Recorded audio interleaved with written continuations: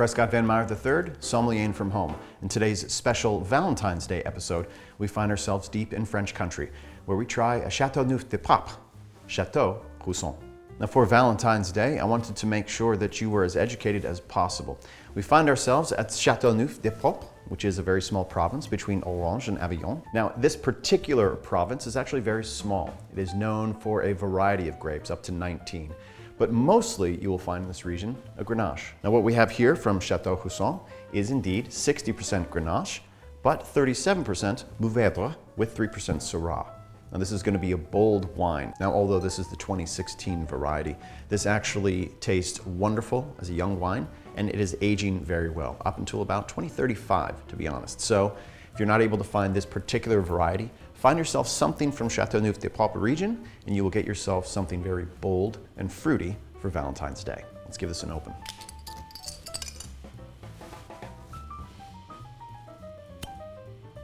Very moist on the cork. This bottle was stored correctly.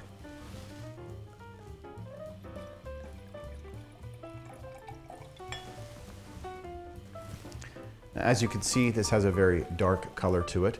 With most of the grapes that are grown in this region, you have very bold fruits, very bold flavors and wines. This is absolutely no exception. Looking absolutely wonderful in the glass. Medium tannins, medium legs, and a medium mouthfeel. This actually does pair perfectly with lamb, but it can hold its own up against a steak as well if you're doing any red meat for Valentine's Day.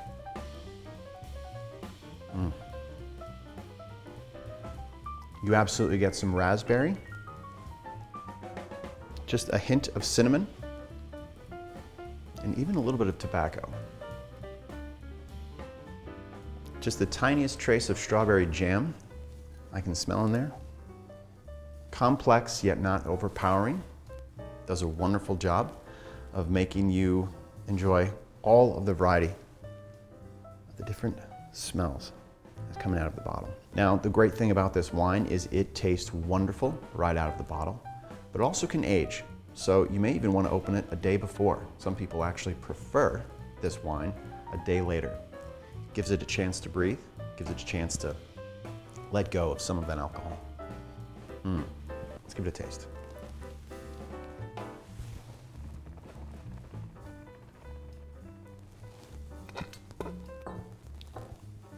Absolutely wonderful. There's a full-bodied nature to the flavor.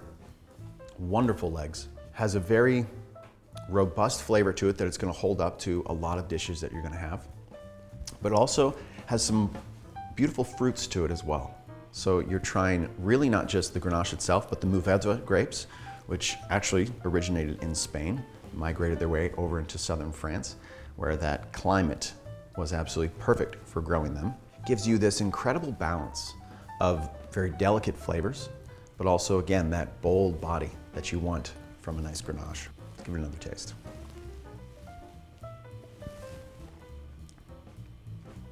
Absolutely splendid. Now this holds its own, as I said, with grilled meats, but it is perfectly paired with lamb.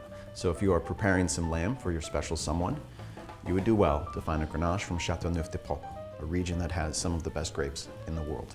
Who would be drinking this? Actually, I give a seal of approval to anyone. For wine connoisseurs who are wanting to enjoy a wonderful vintage, you will enjoy this. But for people who are new to wines, this is a wonderful experience. It's giving you the fruit, but it's also giving you the subtlety. It's giving you everything you want in that first wine experience. Who else would be drinking this? People deeply in love, enjoying each other's company on a holiday. Now this wine, in Wine Spectators and many other sites, rates it in the low 90s, and I agree with this rating. And you'll find this particular bottle for around $30 to $35 at any local wine store. I agree with that rating. I think this is not only right in the low 90s, gives you a great experience, and it has a lot of value in this bottle. Straight from France to your table.